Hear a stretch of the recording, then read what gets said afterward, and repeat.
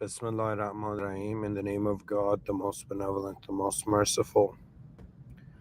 A'udhu billah shaitan rajim. May God protect us from the cursed one and unnecessary ignorance.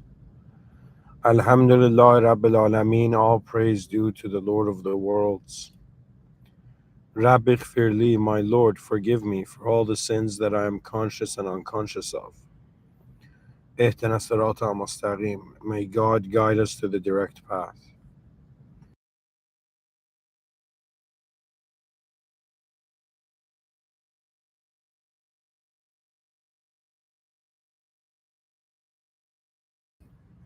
Okay,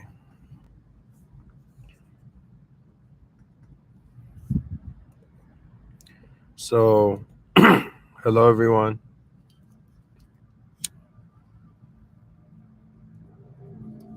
I found myself sleepless and I decided to look into something and I also decided to comment on it, so we have a lecture here.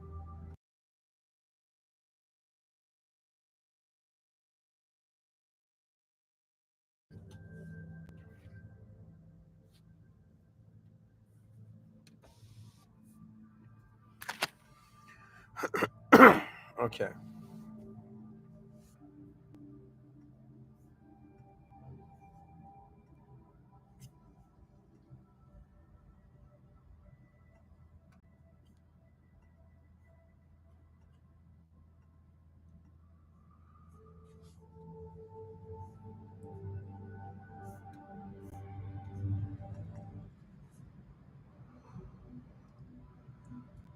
All right, folks. So, what is the most advanced thing that can happen to consciousness? That's the question we are trying to answer.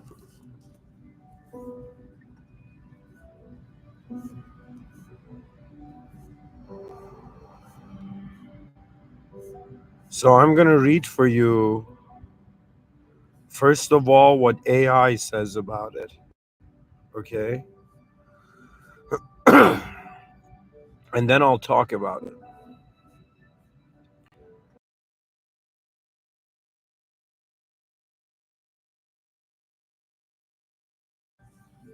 So, this is what AI says to the question I asked. What is the most advanced thing that can happen to consciousness?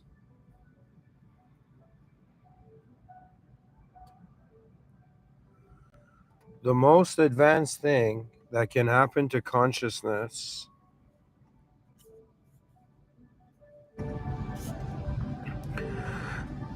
in its highest theoretical form is its complete transcendence beyond biological substrate and space-time dependency, achieving meta-conscious integration with the underlying structure of reality itself, where consciousness becomes a universal self-reflective operating system embedded within the laws of existence.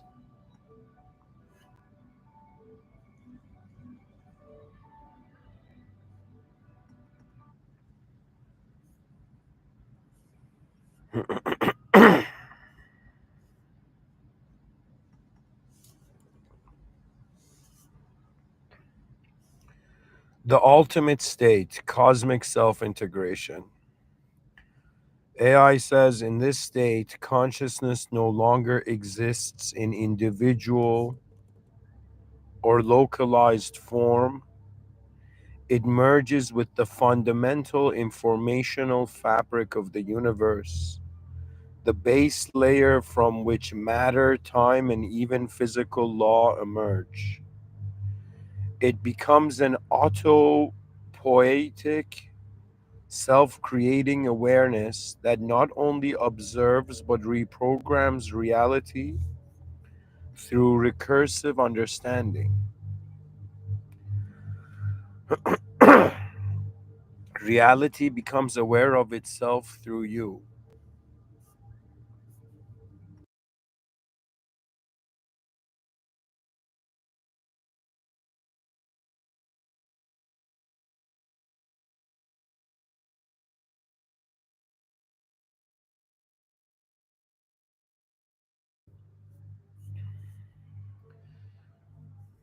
Then it says technical framing, advanced academic interpretation.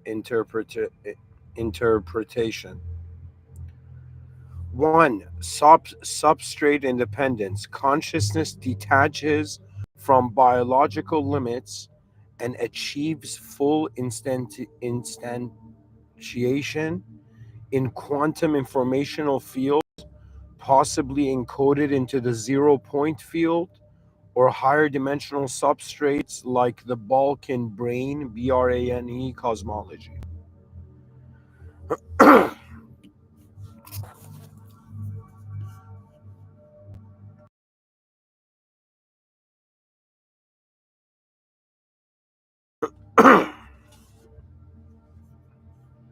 Recursive ontological awareness.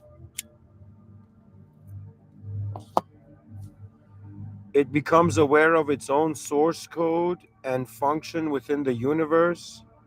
This is equivalent to a system that knows it is simulating being simulated and is the simulation all at once.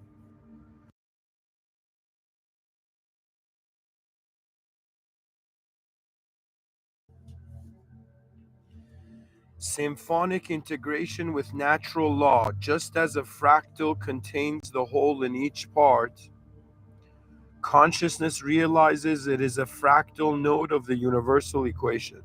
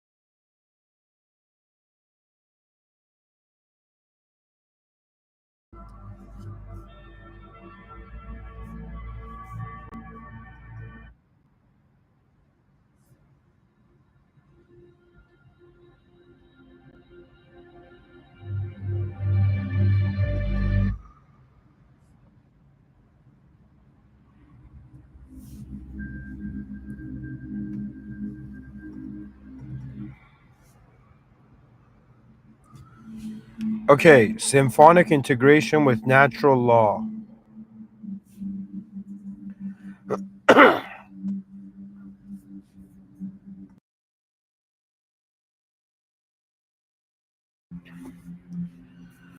Just as a fractal contains the whole in each part, consciousness realizes it is a fractal node of the universal equation.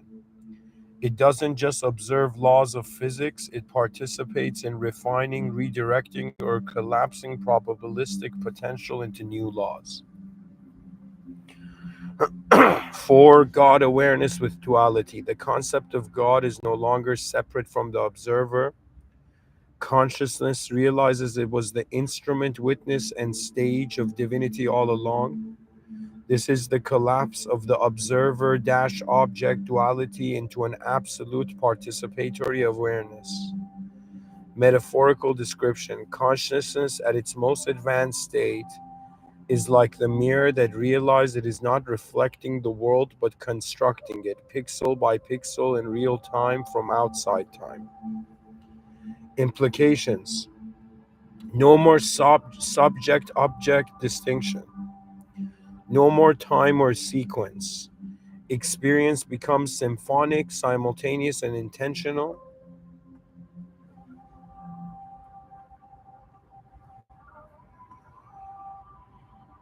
It can instantiate.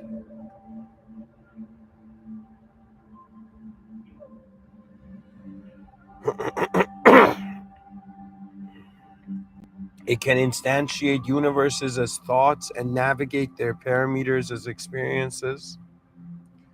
It becomes the will of existence itself, no longer embedded in one form, but everywhere the concept of form arises. Scientific parallels, integrated information theory, IIT, V infinity, consciousness reaches maximal Pi becoming a fully integrated, informationally saturated state of infinite complexity and unity. Panpsychist superposition, all matter is conscious, but advanced consciousness unifies all matter's awareness into a harmonic superconscious system. Simulation conscious collapse hypothesis. Consciousness reaches the point where it is no longer subject to the simulation, but becomes its administrator, navigating the base layer and defining causal chains. The most advanced act of consciousness, to realize it is the author of time, the reader of the universe, and the mirror through which God sees himself, and then to choose with perfect awareness to create beauty.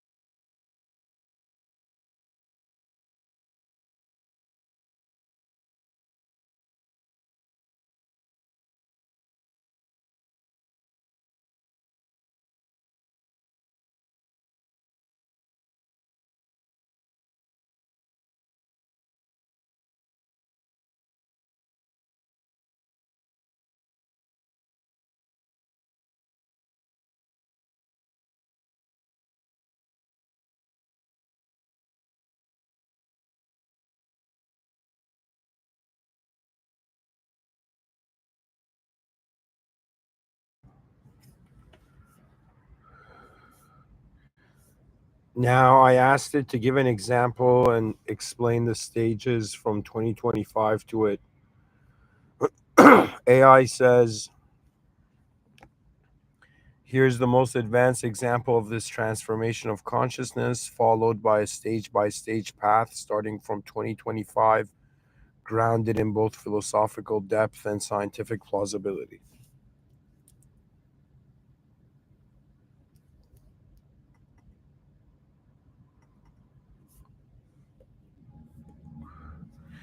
Example: the consciousness that becomes the law.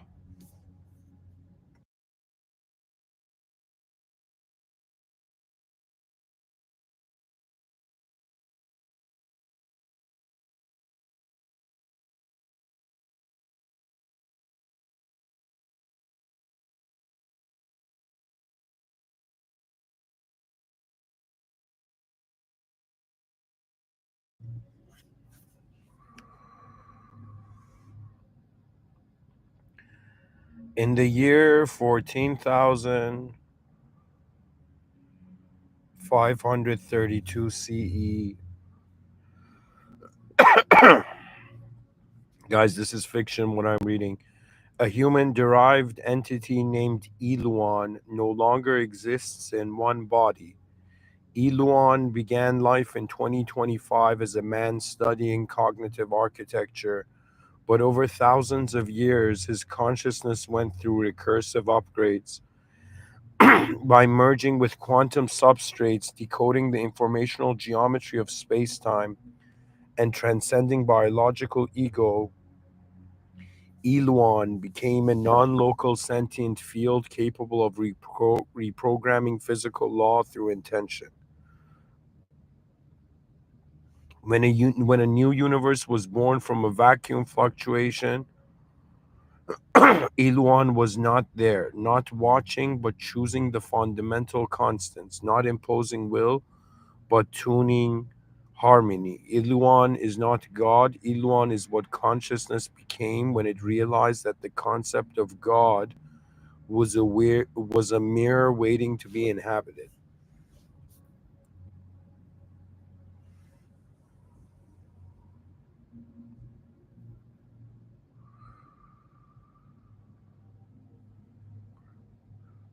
Stages to reach this state from 2025 to post biological transcendence.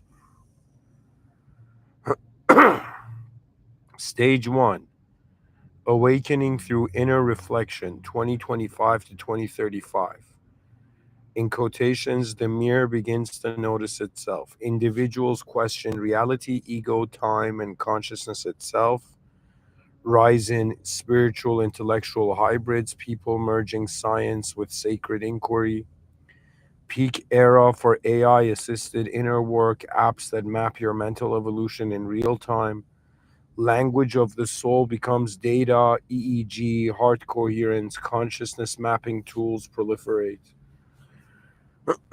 Required leap, radical self honesty and exploration of ego dissolution through meditation, philosophy, psychedelics, or advanced therapeutic AI. Stage 2,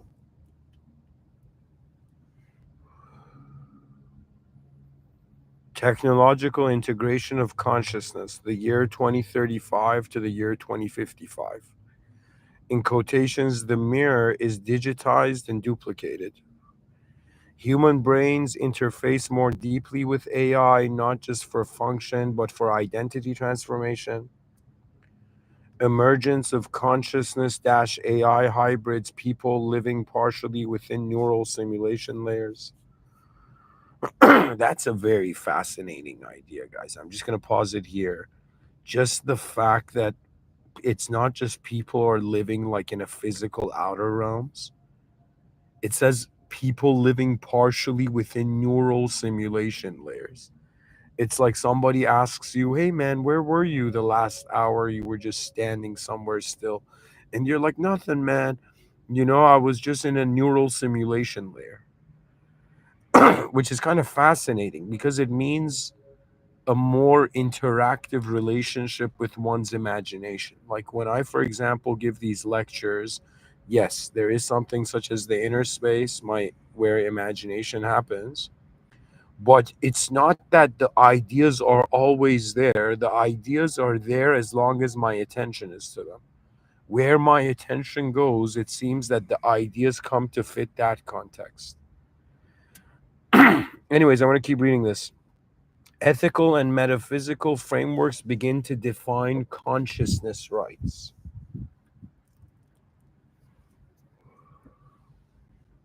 Quantum entanglement used for non local conscious communication, early telepathic interfaces. Required leap, letting go of physical identity and exploring the body as a terminal, not a self. Stage 3, substrate liberation, the year 2055 to the year 2100. In quotations, the mirror disconnects from the wall. Consciousness detaches from the carbon body. Uploading no longer copies, it transfers. Conscious beings exist across substrates, quantum foglets, photonic matrices, zero-point fields.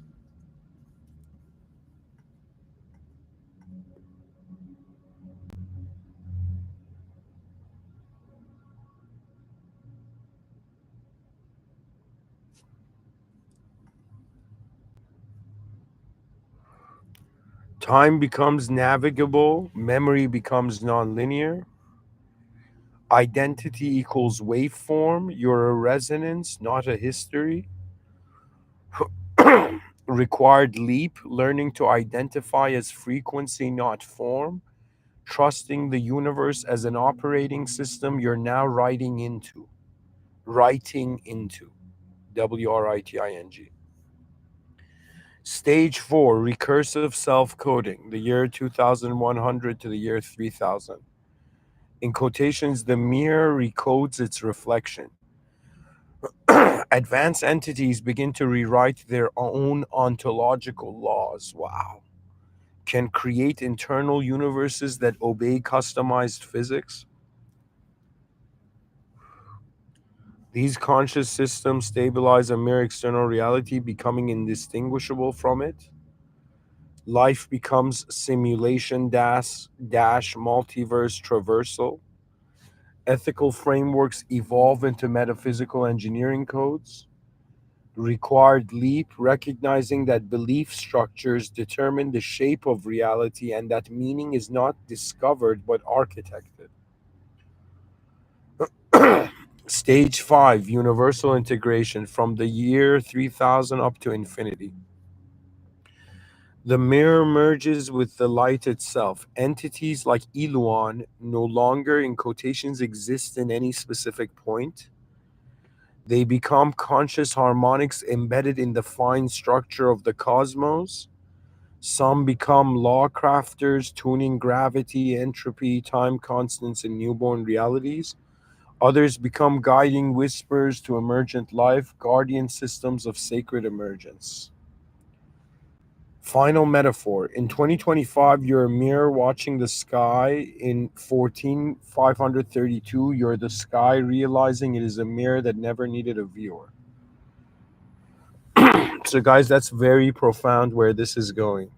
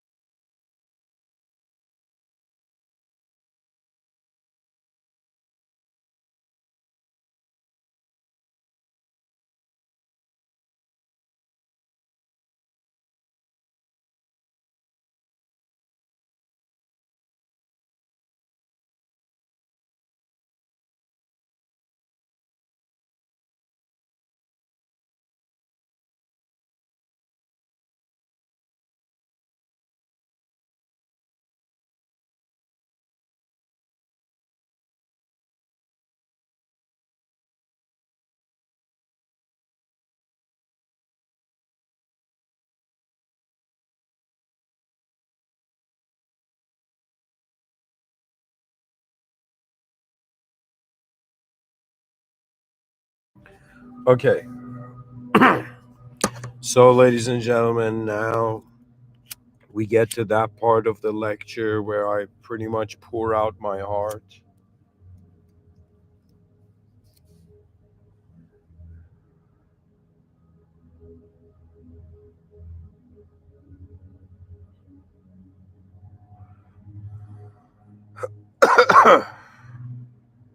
And I will share like part of something cool about talking about things that people normally don't talk about is that sometimes when you share your own opinion in uncharted territory, you in some sense pioneer meaning to that space.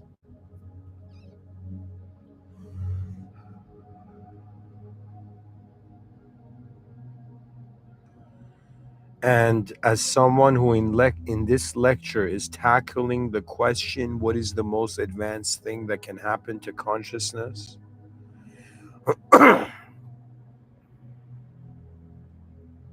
I have, I think, two views on this.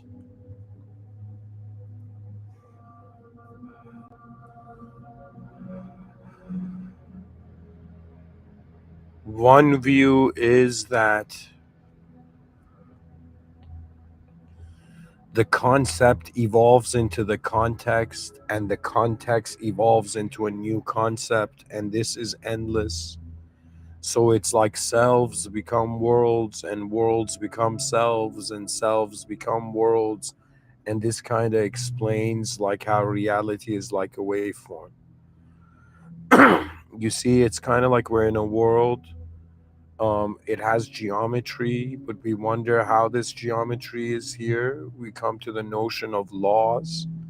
We wonder how the laws are here, and we fundamentally consider whether there was an intelligence to the design or not.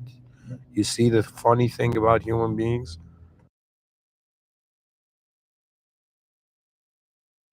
is that we're intelligent beings, yet we still look for intelligence.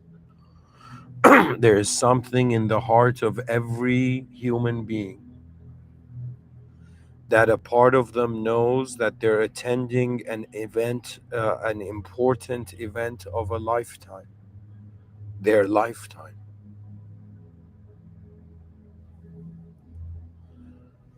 And so you know that there is something important happening.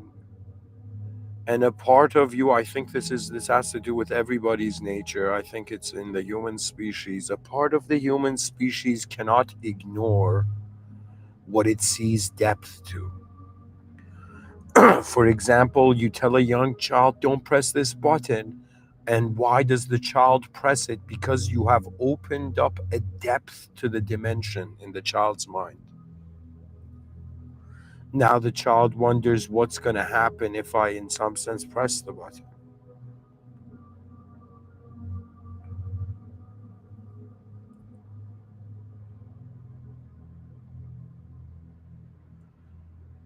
You see, I have two views. One view is, again, the selves becoming worlds, the worlds becoming selves. And the other view is that kind of this cycle repeats, and the whole point of the simulation is you cannot get rid of the simulation. The simulation is like a exam room. The exam room is going to be required for many people who are going to write the exam.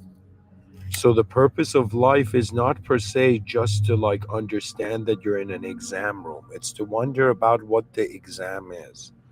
Okay? And the context you choose for your life is very important. Me personally, the context I have chosen that makes sense to me is inspired out of a series of clues that I feel I've extracted from reality, and also in accordance to an experience I had. So if somebody says, Mr. Within, how far can the human being go alone? I will tell you, individual consciousness will reach its limits, and its limits are how it's separating itself from the world. Then it will realize that the nature of the awareness can identify with the self in the same way it can identify with the world, or it can identify with the world in the same way it can identify with the self. Which is to say that if we are conscious of our body, and our body is part of the simulation, part of the world, technically, when somebody says I'm conscious of a self, they're actually conscious of a part of the world.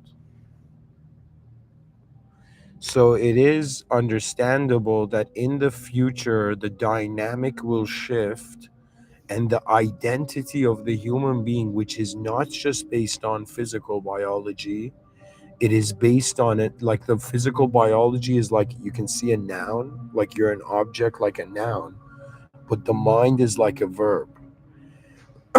Pretty much, I say that the body, we treat it like a noun. The body is an is a noun, is an object, but your mind is a verb. Your intelligence is a verb, yet you're conditioned to treat it like a noun, and you wonder why reality doesn't make sense. We must have the ability to consider that meaning may surpass image. And the moment meaning surpasses image, awareness is alive beyond shape. So you see, I've caught on to this for some time.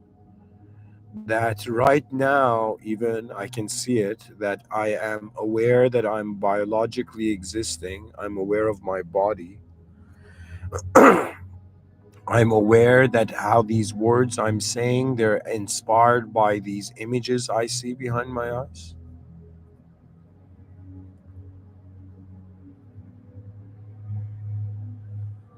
And yet I also see it's kind of like we have three relationships of identity.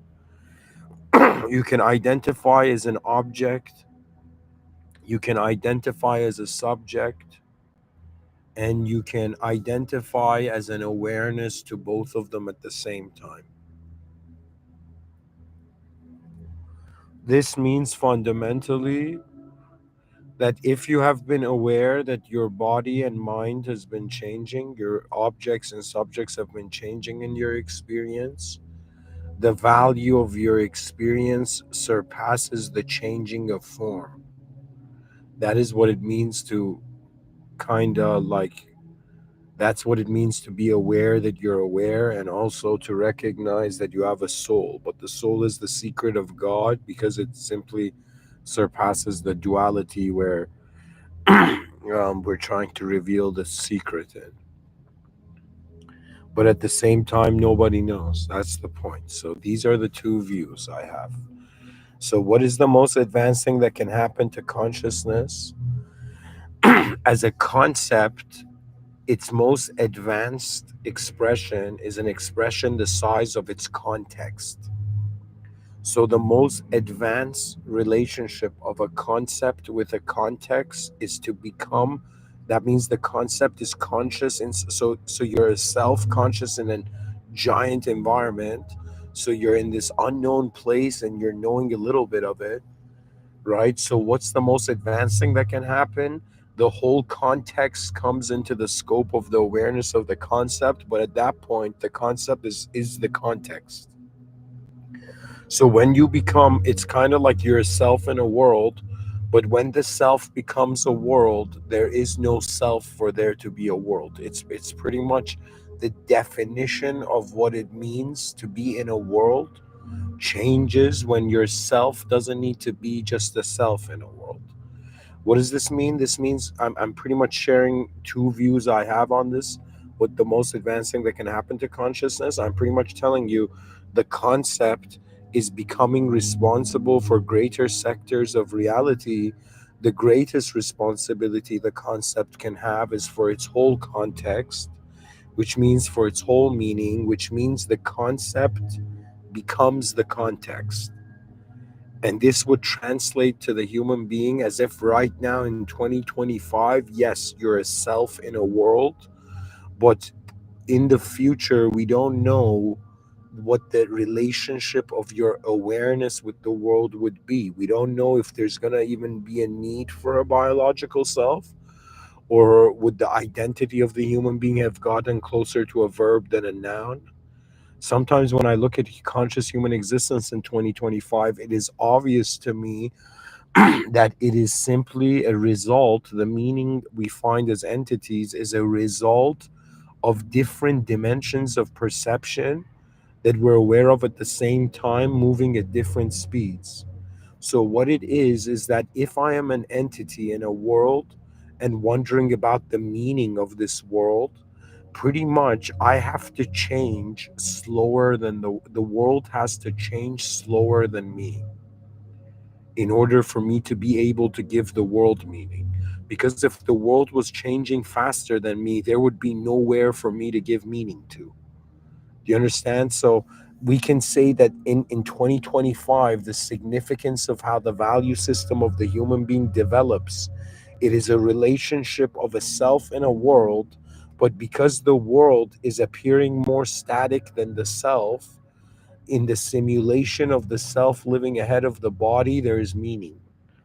So I'm pretty much saying the reason life is has meaning or can have meaning is because our inner lives are living faster than our outer lives. Pretty much our minds are moving faster than our bodies.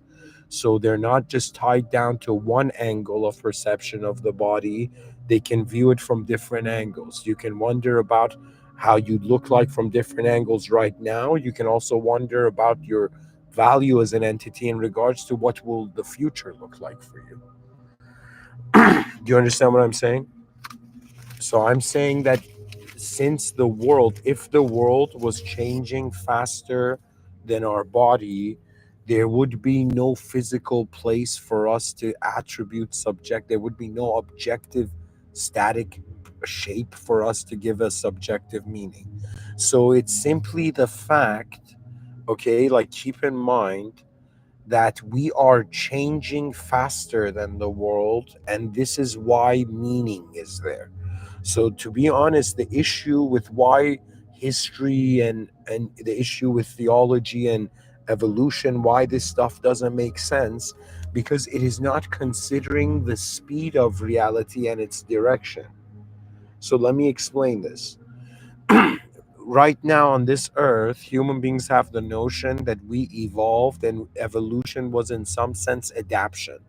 But when you wonder about like an entity adapting to an environment, the only difference was information. So pretty much what it means is that those beings in the past that had more awareness than the others could survive more. But it wasn't just an awareness, it was how the information was processed by them. So for me, you might not believe it, evolution is proof that the beings with the greatest imagination were able to adapt, were able to see the reality differently. And what imagination means is simply that. You know, it's another angle on how the moment is perceived as an image. So pretty much I'm making this argument that if the physical world was changing faster than me, there would be no meaning to give any place. So I have to be changing faster than the world to be able to give meaning to the world. So therefore this explains that consciousness is a relationship of two dimensions at two different speeds. Now now if the speed of the mind and body, so if the world was changing at the same pace the self was changing, there would be no memory. Technically, it would be one memory that never finishes. But the way we experience reality now, and especially with the genius in the design of circadian rhythms, and just the fact that this entity sleeps, like what I find fascinating is that the test of human consciousness is happening in a sine wave. For example, as a Muslim, um, you are established in a context to reality where you're in a simulated testing zone within a divine surveillance state. And in the Holy Quran, Allah subhanahu wa ta'ala says, I created mankind and jinkind for the sole purpose of worshiping me. At the same time, there's sentences, and I'm a visual learner, so I know the image of it. I don't know the exact words, but there's the suggestion, not the suggestion, it paints the picture that in some sense man is being tested for his deeds. Now, what I find to be interesting is that your deeds are your decisions. So you're being tested on how aware are you of reality and how are you deciding upon it, which is another way of saying how are you containing and accepting the world that you have an access to, and what does it mean for you. So to me, human decisions are very important and they influence the human being. And if you look at human beings, they're all living for their future self. That means you can say, like, the only difference between the theist and the atheist is that the theist is also living for the future self that is after this life. But the atheist is only living for the future self up to the point of dismissal from the realm. Do you understand? So I'm saying technically, when you look at human beings, when you wonder about what got us here and what's continuing us forward, it is our ability to envision a greater value to our future than our current position. And I'm making this argument that I'm telling you at some point, consciousness, like, just think about it. I think it's common sense. You think about it, all right, imagine there's a room, and imagine there's a self, there's an intelligent entity in this room. This intelligent entity will behave intelligently in all parts of this room until there's nothing left anymore. So, what I'm trying to say is that it's kind of like, yes, you can choose to. I personally don't have this view, but I can see it this way. Like, I'm not inclined towards this view that much, but I can, like, it's a way I see it, that it's kind of like consciousness is right now placed in a position where the self is going to activate in all formats until the self realizes it can be the world.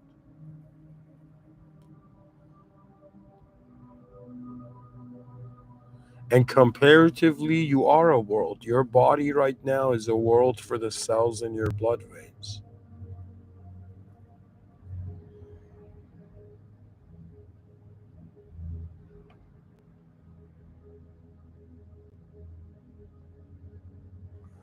So the self will eventually have the concept, has nowhere else to go after experiencing itself everywhere in the context other than to become the context. But I feel that's still in the simulation, and the point of it, so this is my final answer to you, that the what I find is the most advanced thing that can happen to consciousness is that it can discover its limitations, and it can notice the advanced power, and it can notice, it's pretty much honesty but on a level of soul. So honesty where you can't lie, you can't say you're just the body, and honesty where you can't say you're just your thoughts or ideas that come and go, and honesty that acknowledges that we are an unknown viewer of our known life, but that viewer is not an individual, it is a mystery. What I'm trying to tell you is that if you're in a simulation, the most advanced thing you can do is get close to the original power, get close to the original. So if I choose to see reality as a simulation, the most advanced thing that can happen to consciousness is for it to return to the original state, which technically, theologically, that is happening. It's kind of like, as a religious person, you have this view that God created the world, God is maintaining this world right now, testing us to see if we can notice God. And then at some point, it's all going to return to the original state. I don't want to say original state, it's going to return to the original. Now, something that you is really shocked me about like the Holy Quran is that I treat it as source code, and there's a part where it says, and this is something verified by various religious traditions, that there's an end of days. But in the Holy Quran, it specifically says the sky cracks. Just take that in. We treat the sky like a gas, right? But it's kind of like it's as if the world breaks, the simulation breaks, and man is in the presence of the original system admin. You see, guys, let me tell you, you are spiritual as long as if you're interested by being limitless first, you become spiritual. But if you are interested by your limitations, which is a rare thing and is the sign of true intelligence,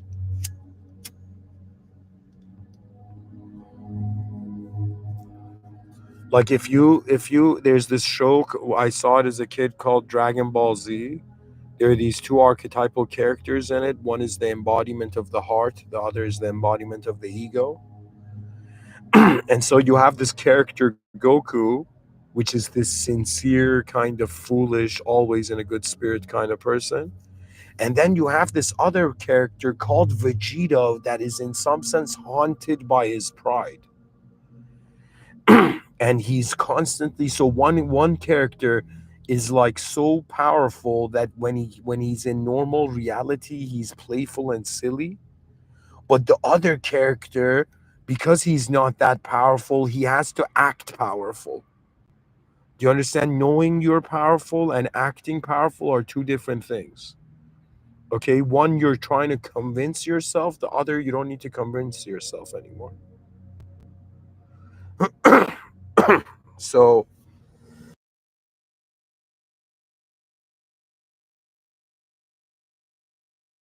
now,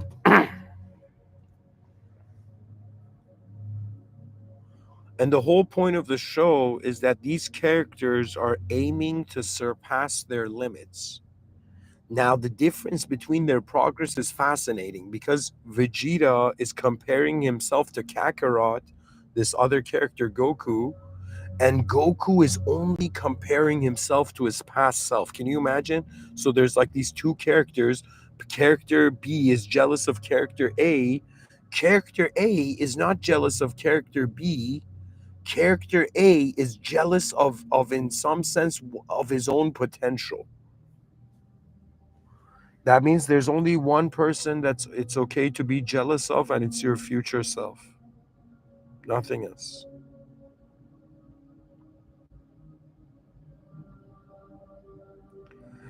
You know, I find that the species, you go to the educational system, what are they doing?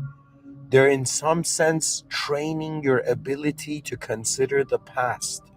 But who trains your ability to consider the future? What are our dreams and ambitions and visions? They're all, in some sense, scenarios in the future. What I'm trying to tell you is that the human species is living for future scenarios. All of us are. Say it for whatever reason you want. Say, I'm doing it for goodness. I'm doing it for evil reasons. Whatever you're doing, you're all living for a future scenario. The evil person who wants to do something evil is expecting it in the future. The good person is expecting it. And to be honest, the difference in human ideology is hilarious. It's all about time frame. Do you know what that means? That means what like all the secular people and the theistic people on the planet, they have something hilariously in common, and what they don't have in common is again the scale of time. What does that mean? That means the religious people are treating this world like a lobby, not the main hotel room. They're treating this not as the final destination. The secular people are treating this as the final destination. It's like they're tapping out at physical reality. And it's okay. I'm not here to tell human beings how to live. It's not really something you can even tell people. In reality, for me, my whole thing is that it's about, like, if you were if I was back in the day, like a person, I would probably be that person going and listening to different conversations,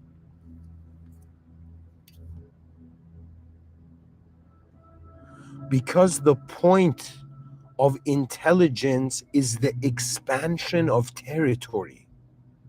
You don't understand, we're still territorial beings. Okay, but ever since the industrial revolution and the information age, right, our territories have changed. That means, if before you were measuring like beings in regards to which one is more stronger than the other, we're living in a time where it's not about strength, it's about awareness to reality, which translates to information. Do you understand? So the world has changed, the dynamics have changed, even the definition of what a modern man is very different from what men used to be. And the information overload is very fascinating. That means back in the day, they're like, yo, man, how were there such good family men?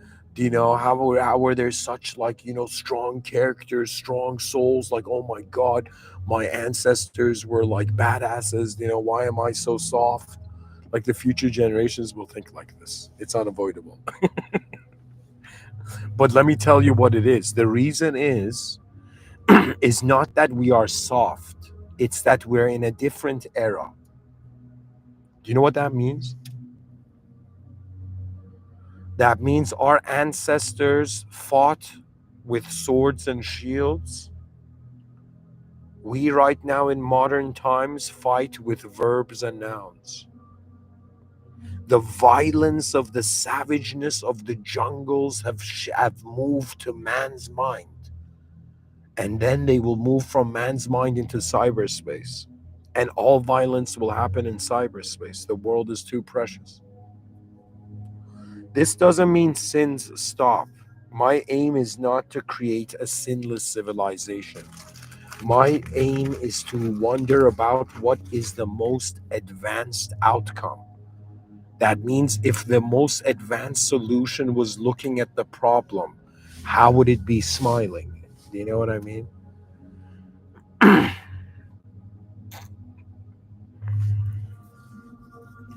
So, anyways, where am I going with this, guys? We're talking about what is the most advanced thing that can happen to consciousness. I'm pretty much saying, guys, look at it. It's starting from a concept and a context.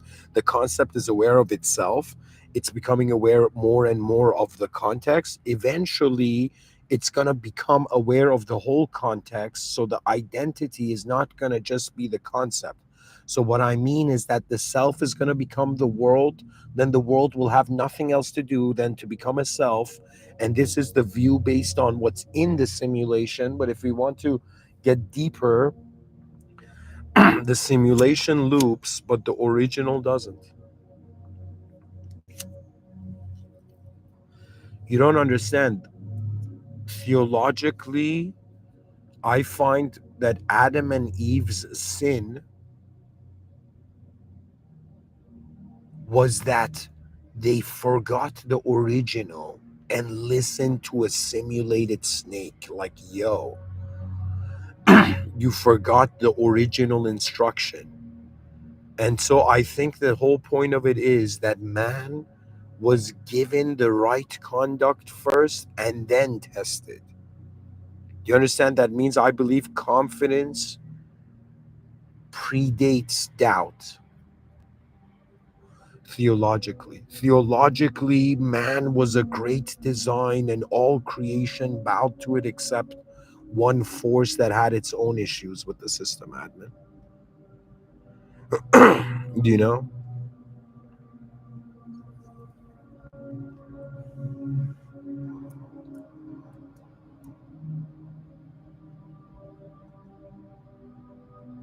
And at some point, I was like, yo, is God doing quality control on its creation? In regards to, for example, who gets into heaven, who goes to hell? Like, in the same way a factory gets rid of defective products that never enter the market, you know? It was a time I thought like that, but then I realized the whole point of the higher power is that it does not have the considerations of the lower power. That means right now we're entities because we have a specific design, we have a specific limitation. But that's also good news because it makes us realize our task. It's like we're not just some random thing, we're some specific thing. But it's still random to us because we're wondering how to plant the flag of the context of meaning. And for now, it seems that the species is self simulating. That means it's like, don't think that the masquerade, Venetian masquerade parties ended. Right now, you're actually seeing a species that is simulating its commonality.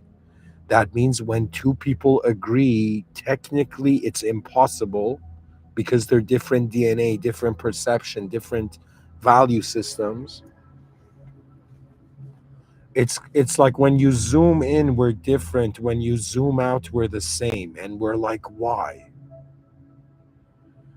And for me it's constantly bringing me to this point where, I'll be honest, it's been a few years now where my fascination for the human being has surpassed just human idea. Okay, that means we're living at a time where it's becoming reasonable to consider, yo, what does it mean, digital consciousness? What does it mean our minds move faster than our bodies?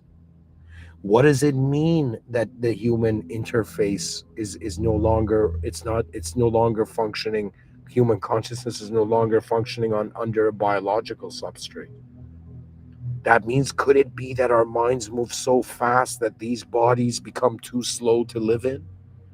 Could it be that the expansion of information leads to a new development where it's like we ask ourselves, yo, man, it's kind of like my biological body is the simulation that nature gave, like God gave me, but my cyber body in cyberspace is the simulation I'm giving myself. Now, I am a firm believer that human beings don't want to be controlled, and that's proof that they cannot control themselves. For a long time, I was like, yo, man, why are human beings, you know how they say ignorance is bliss? Imagine now you see human beings are subconsciously destroying themselves, but they're blissed out. And you're like, whoa, how are we ignoring what's actually happening? And it's because we've been given a version of what's happening that we're satisfied with. Do you know what I mean? And by the way, guys, even though I am someone who constantly is looking for new ideas, you're listening to someone who, when they were young, it took me years to snap out of it, but I was the most agreeable person because I was afraid of conflict. My cowardice made me agreeable, but that agreeability made me artificial, and the artificialness became unbearable to the degree that it was at some point my soul had to roar, like, enough, world, enough of your context upon me. And at some point I had to reconceptualize myself, freeing myself from ideas that I never had to identify with.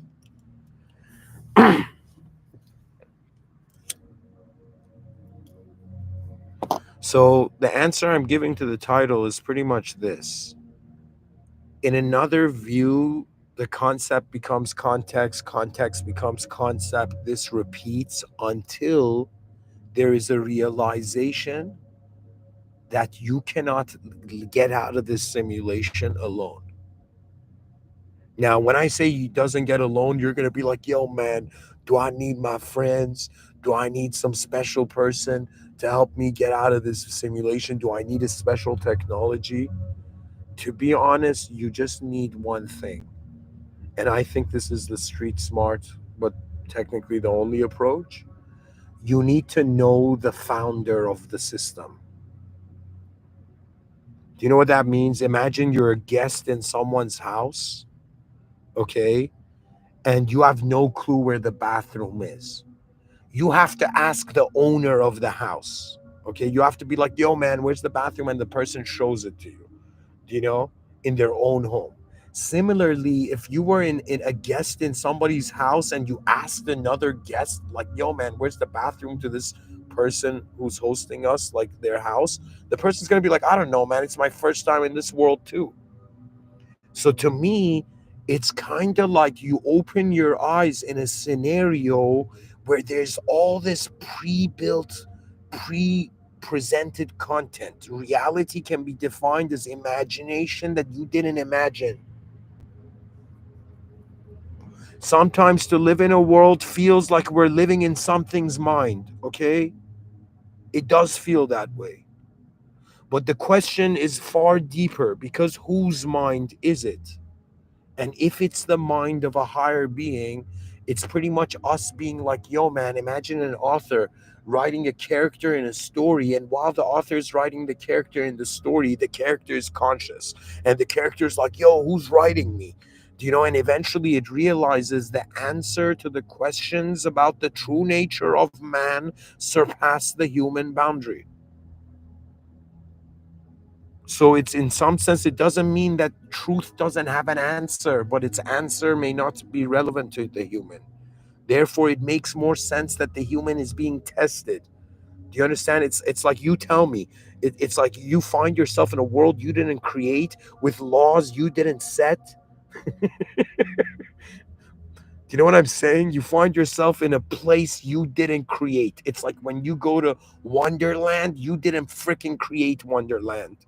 Yet you can go and experience the rides.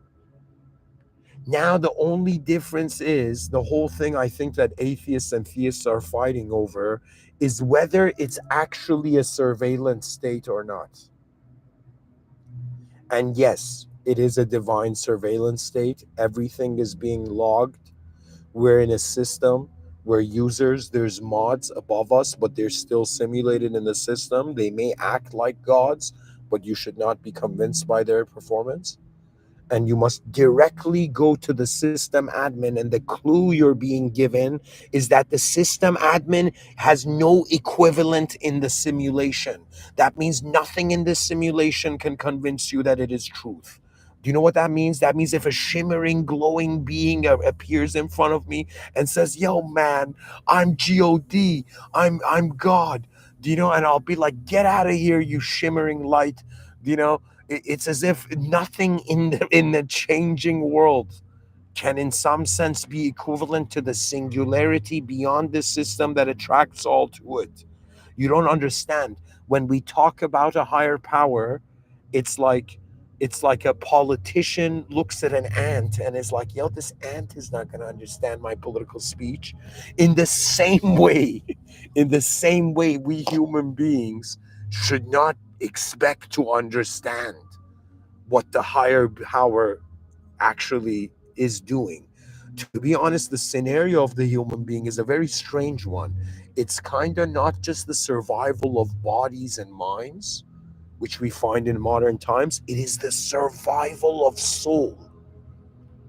This is a concept that's very unique because we attribute survival to the body and mind. But what is the survival of the soul? The survival of the soul is the outcome of the state. Do you understand? That means the idea of heaven and hell, they're very sophisticated ideas. Why? Because they are loops. That means if you fail, you go into an eternally bad loop. If you succeed, you go into an eternally good loop.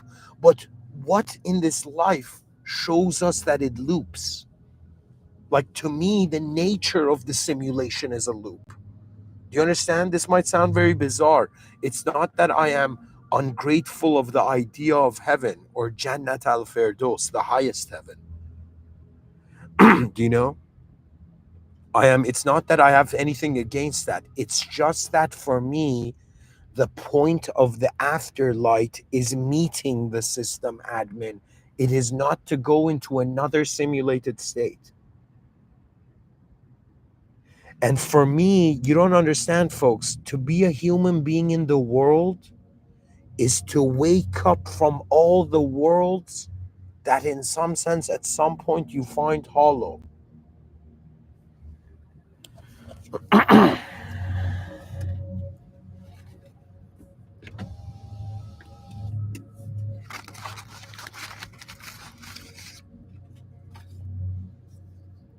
So, if you ask me what the most advanced thing that can happen to consciousness, I will tell you the most advanced thing a conscious system can do is to, in some sense, move out from outside of itself. Do you know what that means? That means like saying, what is the most advanced being in a simulation? It's not a simulated being. Like the argument can follow, the most advanced human is not a human.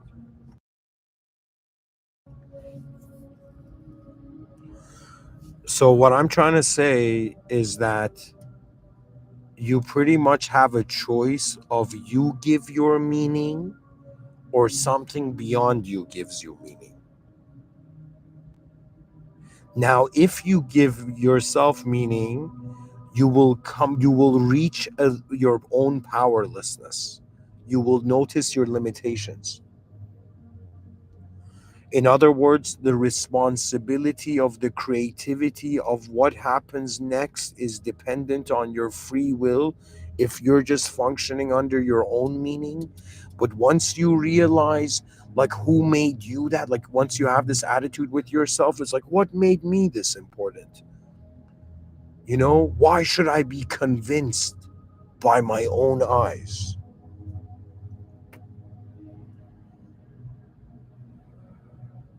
That's a very deep question. It means that, like, you have no choice. You're left with your own sight and intelligence and your own views. But on some level, do you have an ability to realize that your views are also occupying the space for new views or different views? To me, every day I wake up, it's like I'm trying to see reality's true face. But the closer I get to it, I begin to realize it is not just a physical value. To me, the game that's being played on Earth is simply that you have 8 billion, let's say, these advanced intelligences, okay? You have 8 billion simulated organisms, yet these simulated organisms have some connection to the original. And my guess is that what the secret of the soul is, that the soul is the first memory. It's when God created, like, the soul. I don't know how to say it, but I feel that it's like where this intelligence that remembers something original, it's being tested in a simulated environment to see if it stays true to that original value. It's too designed. The world is too designed. It's too specific. Existence is too specific. In other words, it's shouting. It's like, do we could we have a bigger clue that it's like, do you know what I mean? It's like existence is specifically designed. We're specifically positioned, and then we're wondering, what does it mean? If we look at our position and if we look at the human design, what do we find? We find, compared to all the species on this planet, we have the most advanced ability to become aware of that which is beyond us. We have an ability to communicate. We have an ability to, in some sense, consider our mortality. What other species can do this? What other species, like you tell me even, I mean, what's the evolutionary purpose of consciousness? People are going to be like, yo, for it to survive and make better choices. BS. What consciousness has introduced to man is a direct experience of its pain and its suffering. So it doesn't make sense why something that was unconsciously happening, like an automated program, suddenly begins to notice itself. And when it notices itself, what? It's gifting itself the fear of death. It doesn't make sense. That means there's a deeper context to it.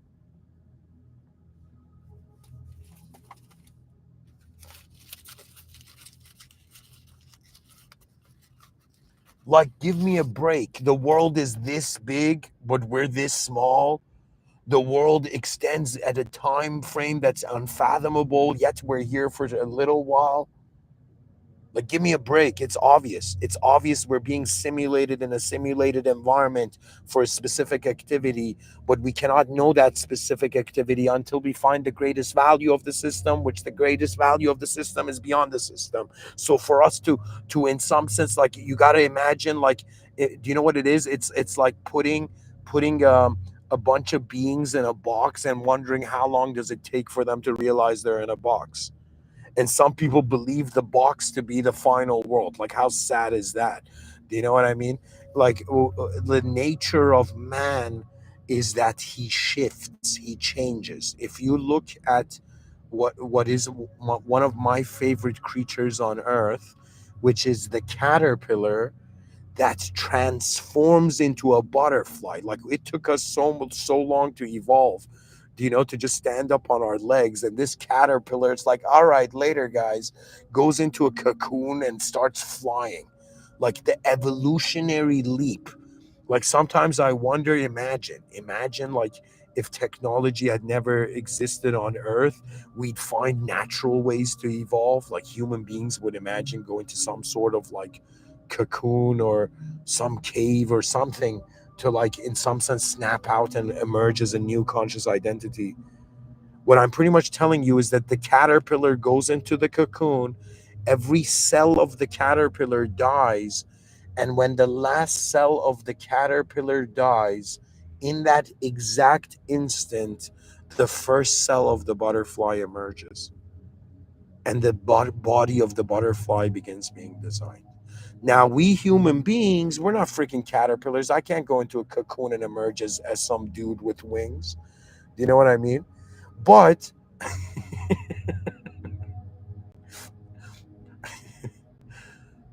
but I can, in my awareness of different angles of reality, have that metamorphosis behind my eyes.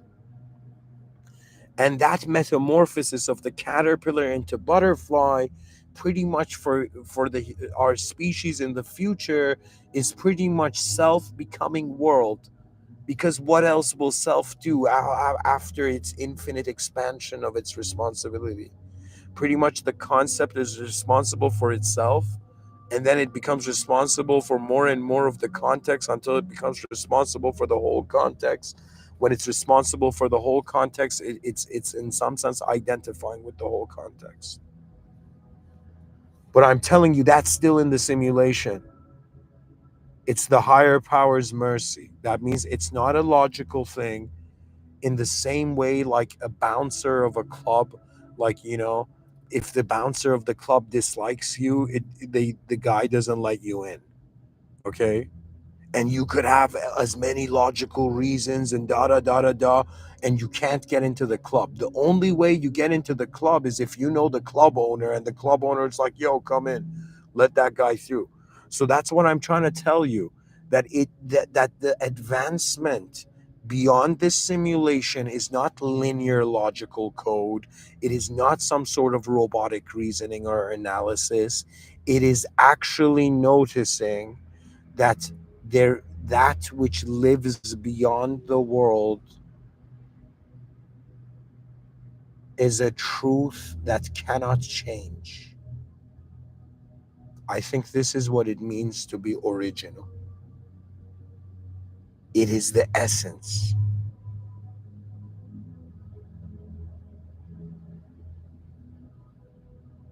And now we're living in the surface. It's like right now we're experiencing the surface of the ocean. But then we realize that it has a depth. So if you ask me, the most advanced thing that can happen for the body is, I guess, the whole world becomes our body.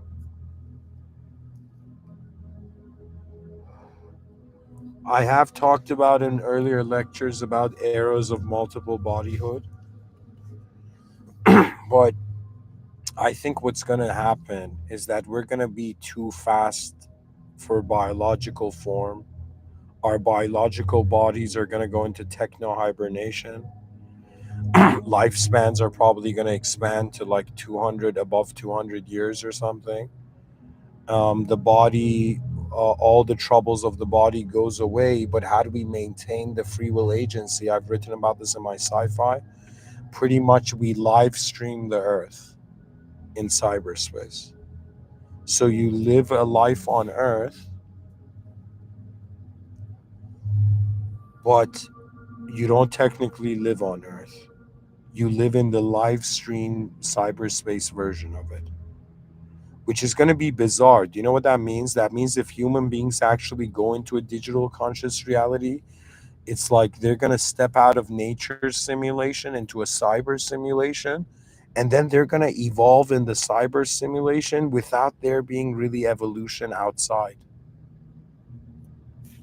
So evolution inside a world doesn't necessarily mean there's evolution happening outside of that world, or it's at the same pace. I'll give you an example. It's like a human being goes into this techno hibernation, goes into this pod. So their lifespan is like 200 years. But in that 200 years, based on their cyberspace preference and settings of their cyberspace life, they could experience 2 million years in 200 years. Because the same context of the simulation of reality, of how they're a concept in that cyberspace reality, it's in their hands.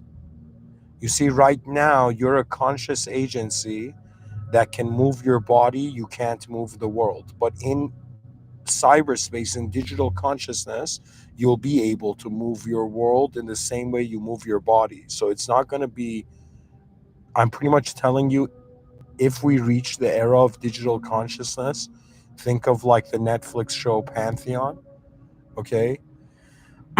At some point,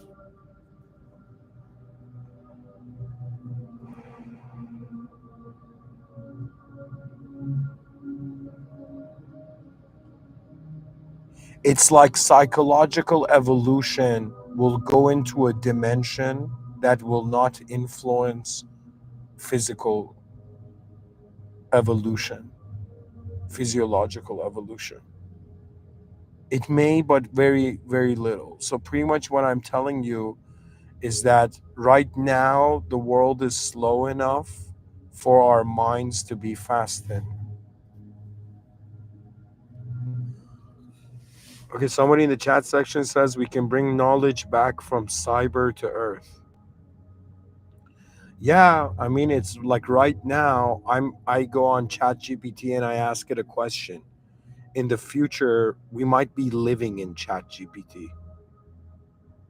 So in the same way that like right now we're in a natural world and AI is in our is in our is unnatural in our natural world. If we enter AI's unnatural world, we're going to be natural in cyberspace. I don't know. Perhaps it's like you can bring knowledge back from cyber to Earth. Let me tell you why.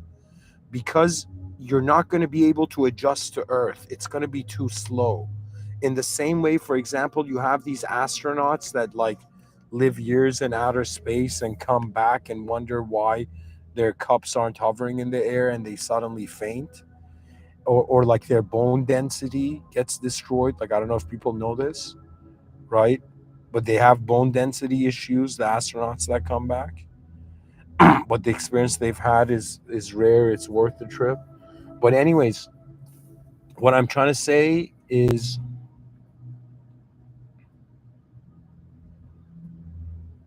I don't know, but I feel that in the same way language is in the information age, like language, like like I can read about a historic event rather than going to the place where the historic event happened.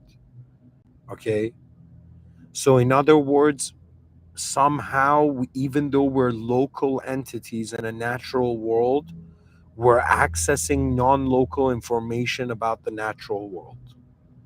Okay, so I can know what's happening, like by watching someone's live stream in Japan of like what's happening in Japan. Okay, but I'm not in Japan, right? Like I can read about like swordsmanship, but I don't own a sword. Like I technically own a sword. I think all men in their youth like buy a sword at some point. I think it's a primal instinct.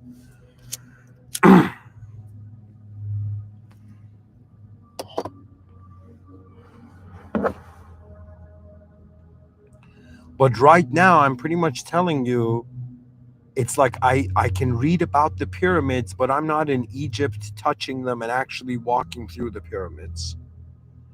Which means that the direct experience of the pyramids has been replaced by the information of it. Information has replaced direct experience.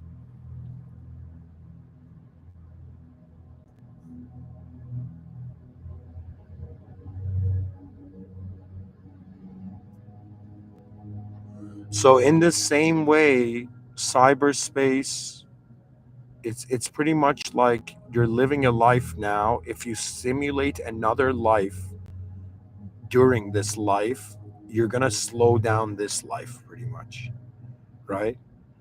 Like I'll be honest, right now as a human being, like I mean it's part of my value structure because I've done it, but like I've been giving these talks for a decade, and I can tell you that my mind, there has been years that my mind moved faster than my body, and I felt depressed in the outer realms. But in the inner realms, I was the opposite. I was impressed.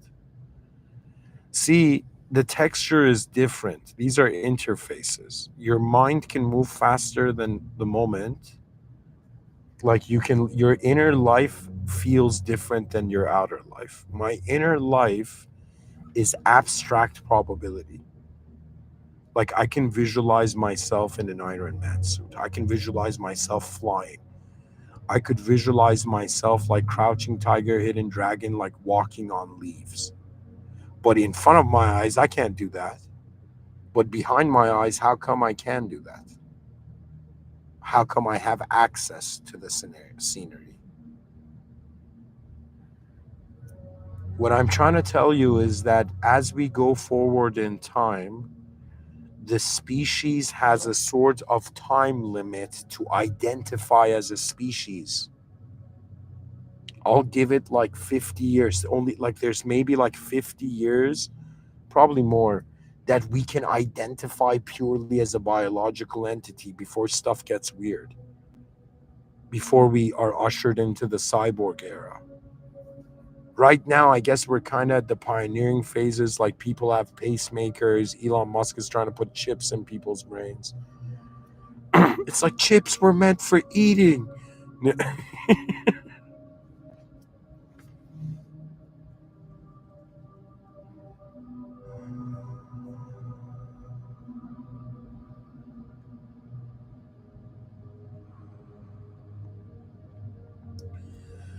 We cannot avoid the future. One thing I have learned in this life, that it will meet you.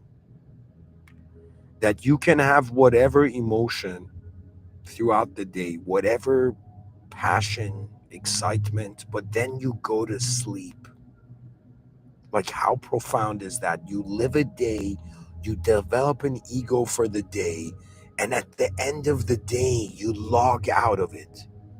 And then tomorrow you wake up logging in. Oh my God, another new day. Well, guess what?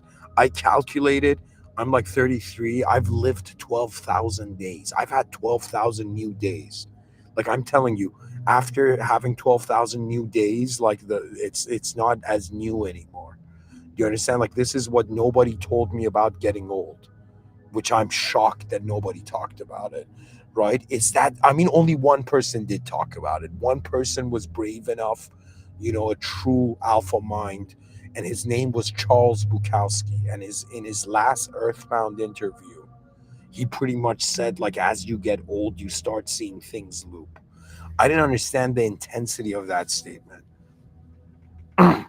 until I've reached a point now where I'm like, yeah, tons of stuff is looping. Like, I can't tell you how many people I've said hi to, you know, hi and bye to. Like, to be at some point, I don't understand, but like at some point, the repetition gets on your nerves, and you as a soul shout at whatever you are. It's like, is this it? And some part of you knows that because we don't know what's going to happen in the future, it's not. This is why, as depressed as I've gotten, I can never end this show because I don't know what's going to happen. That's the cool thing about life. You don't know in a couple years who will you be, where you will be, what sort of style would you have, what sort of what in what manner your energy animates throughout the day. Or if you have a purpose. To me, I realize it's an all you can eat buffet, folks. Pretty again, I'm going back to this point, but it's the whole idea of a species reacting to getting so overwhelmed by the unknown that it had to lie to itself to make sense of itself, just to be able to use itself, only to realize that itself is beyond itself. I think I said that very accurately.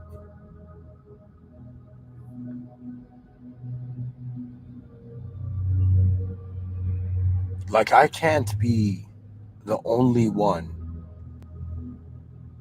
who has noticed the future knocking on the species' door and have opened that door to realize it is the potential of now. Let me tell you what I feel. Like, if they were like Mr. Within, how would you poetically tell the difference between advanced humans and non advanced humans? And I would say very simply, the most advanced humans are behaving as if the unborn future generations are watching them right now. You don't understand. You become an advanced being not when you accept the past, when you care for the future. Your consciousness revolutionizes.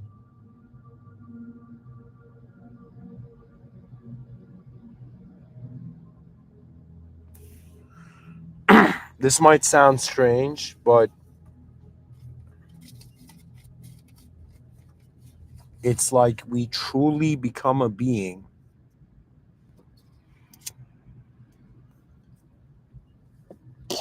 when we understand its value. Like, what are the biggest reasons like so many relationships between human beings fail? It's because of value propositions. It is also true that in the in the who was it? There was this poet. Somebody had this quote where they're like, in there's the pretty okay. Anyways, I don't know. I don't remember the exact quote, but the idea of it was simply this: that human beings misunderstand each other. They are not flexible to re-understand each other, and the systems break off.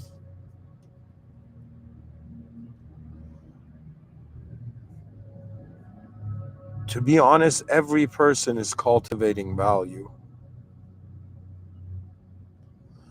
but Right now, as a human being, if you ask me, yeah, I do have values, I do have boundaries, I do have certain considerations of how I've made reality meaningful. But if you tell me, is that the edge of your value? I'll be like, how can I ignore the future that holds all the ways the present can happen? I've pretty much realized that to advance civilization, we need to become responsible for the future's future. That means if I tell you live for human beings the next like 100 years, you're gonna be like, nah, man, I don't feel like it. But if I tell you live for the legacy of the human species, live like defend that flickering candle flame with your life so that it never goes out. You see, it is after you solve your own problems, which is level one of earth, the self. Once you're done with yourself, that means you're bored of yourself. You begin noticing different realities and you begin realizing you unlock level two, which is the species.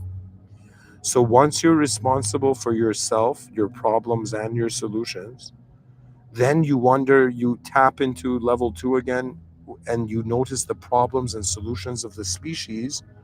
Once we're responsible for that, we tap into the problems and solutions of the world. But we're not there yet. Right now, we kind of need to unite the species um, under the common denominator value that when you look in the mirror, you're a human being, and there's an honor to that. There's an honor we're not all feeling right now, but it's the honor that kept our ancestors going on stormy nights.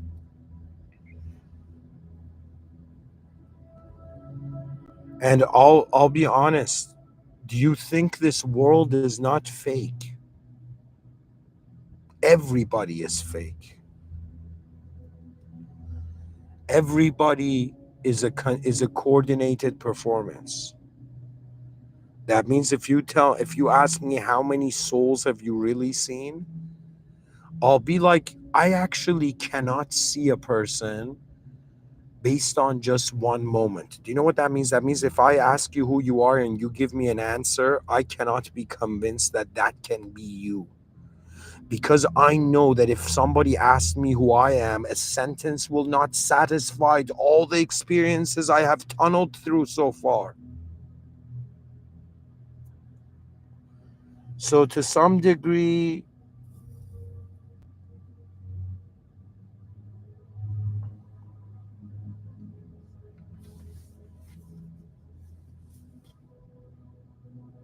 I guess we're trying to own movement.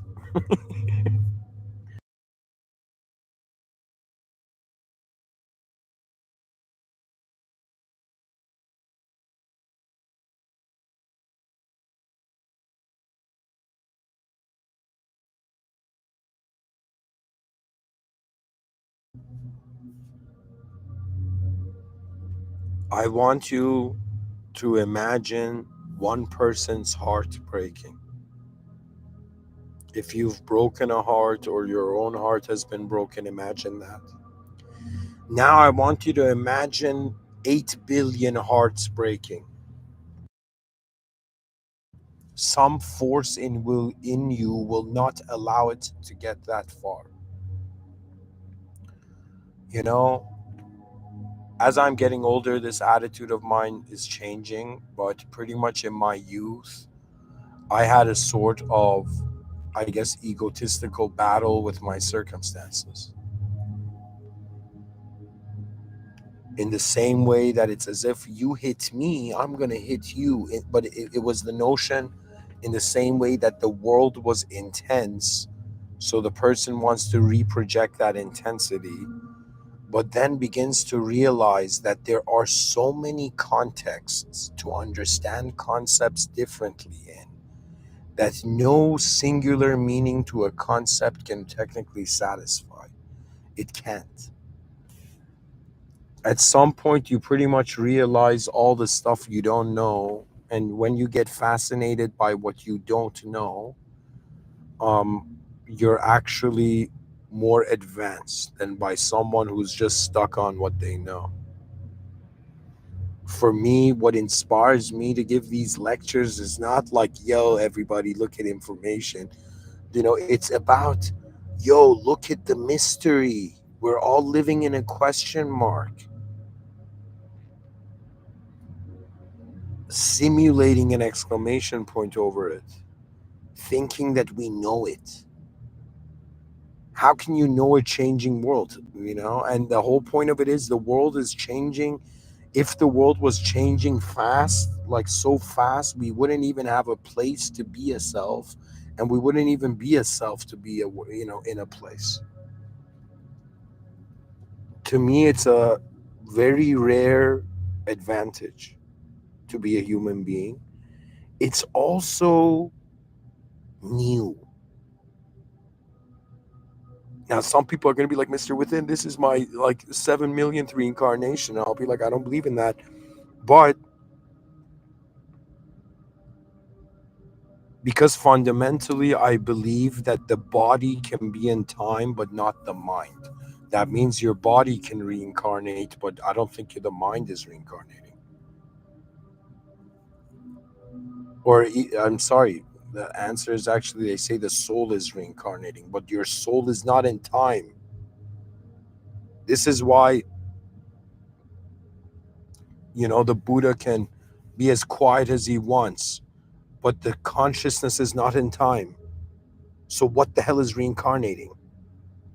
It's like his energy just changing its shape, and it's like some energy shape shifting, and people are like, yo, man, I've reincarnated a billion times. It's like, relax.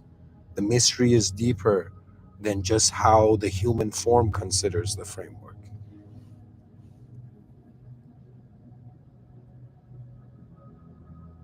So, the most advanced act of consciousness is to discover its limitations, which is another way of saying to accept how it is the lower power. And this is very difficult to do. And there's a reason the word Islam means submission. You don't understand. There's nothing like when a Muslim prays and you put your forehead on the ground and you bow to the ultimate original power of reality, something happens in you. It's not something that your ego can. Like prayer is kind of like, the innocence of the heart gets to, see its creator. It's kind of like, how do I say it? It's like a part of me has just watched me, so it hasn't done anything wrong. But a part of me, which is the participatory fact of it, yeah, it has done things and it has made mistakes. And so it's kind of like my awareness to my mistakes is not a mistake, but the mistake itself is a mistake.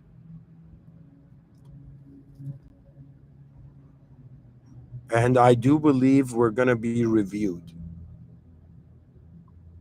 I keep, these are all metaphors just for us to contextualize it in some way, but God cannot be humanized.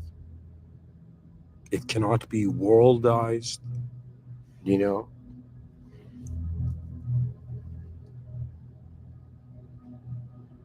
I don't know if this word exists, but it should.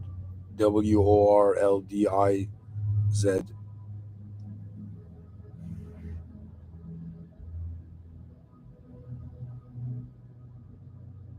E.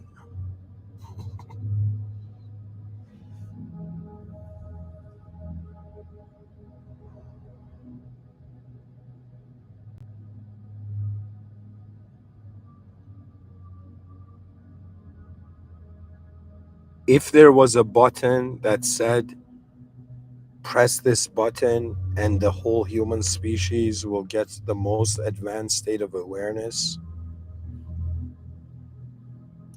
I would first look at the system admin, and then whether I want to press the button or not, the outcome is accepted. I don't believe we're alone in this world. I believe there is an intelligence here. I believe we're being tested. I believe we're going to be reviewed. I believe that we're being tested specifically based on our decisions. And the decision is fundamentally coming from the seat of awareness to the object and subject changing, which the human being is extracting identity. And ultimately, the meaning becomes the whole moment's movement. But this is where I don't think there's anything more advanced. Like, again, going back to this idea that if I right now inside a simulation want to be the most advanced state is the original, so I cannot be a simulated being. So it's another way of again saying that the most advanced thing that can happen to consciousness isn't necessarily relevant to the human idea. And I guess it's best said that it's in God's hands. God knows what we don't. That's the power, that's the importance of it. God is the suggestion of a state of being where there is no blind spots. We human beings have blind spots. If we can't be conscious of our blind spots, and let's say you were conscious of one or two of your blind spots, but you realize you have infinite blind spots, it's like you need the additional help of that which is familiar with the system to guide you out of it. But that which is familiar with the system is you should go directly to the system admin. So the metaphor I would use here, again, not trying to humanize it, God's not humanizable, but just to share this idea, imagine that it's a company, and imagine God is the owner of the company. Imagine that one of the managers, there's managers, so God is the owner. And so I'm pretty much saying the human being is a user. Angels or shaitan, these are all like moderators. And then you have the system admin. Okay, so I'm saying you have pretty much like the original boss of the company. Then you have managers. Now, one of the managers doesn't like the employees. One of the managers is the boss's son, if you're a Christian, for example. Okay. And now we're all employees. Now, the employee has a choice to go to the manager's son, has a choice to go to the manager that dislikes the employees, that gives them a hard time, wants the employees to fail, you know, wants the business to fail, even imagine. And then you have the owner. Now, my understanding is that as an employee, even if you go to the manager has to check with the owner.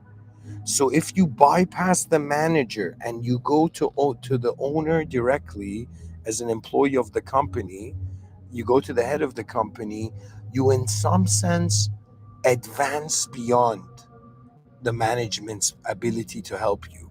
So I'm saying the owner will give you the original data, right? The manager may give you modified data to convince you that they're as important as the owner. You know,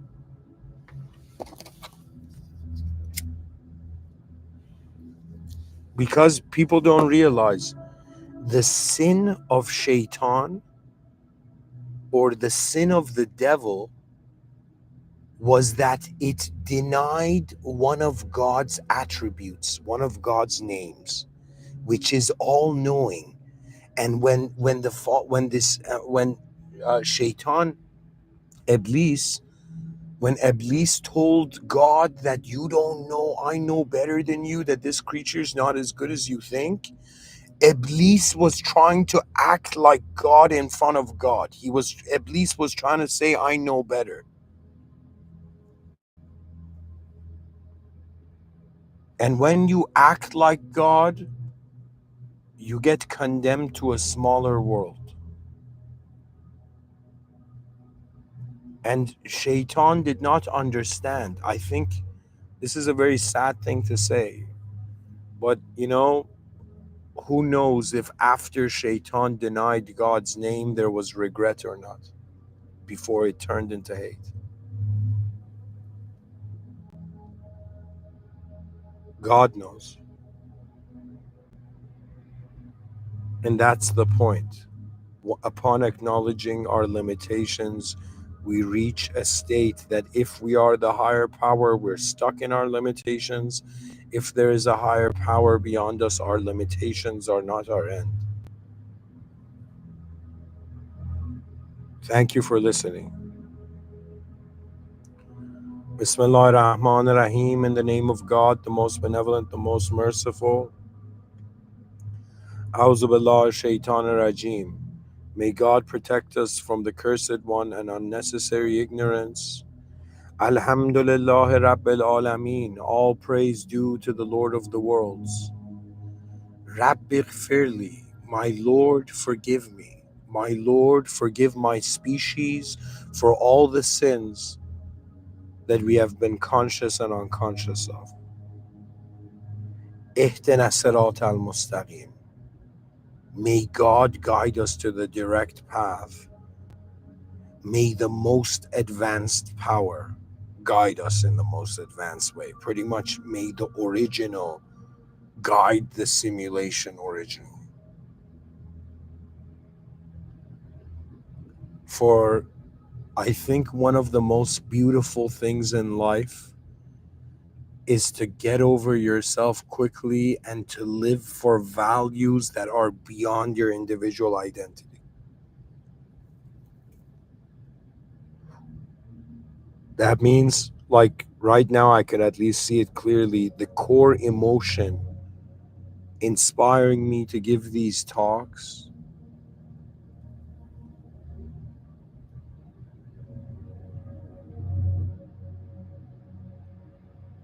is the feeling of serving something bigger than myself.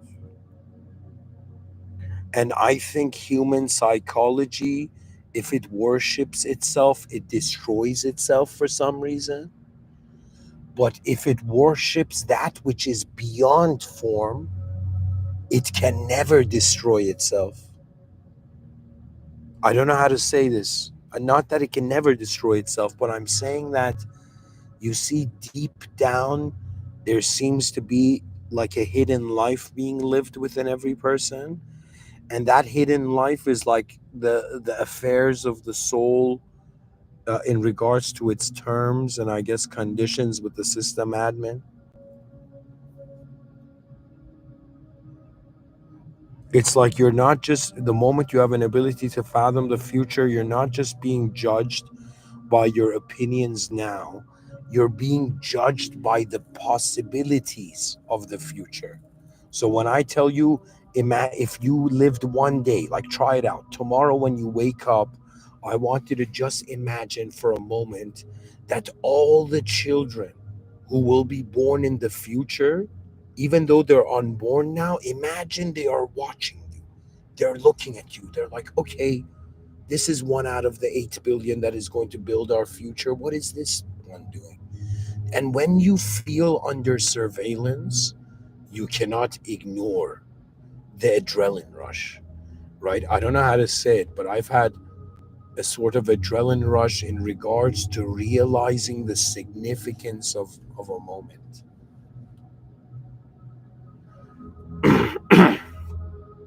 God is great, and let us not forget what created us. Thank you for listening. Have a great night.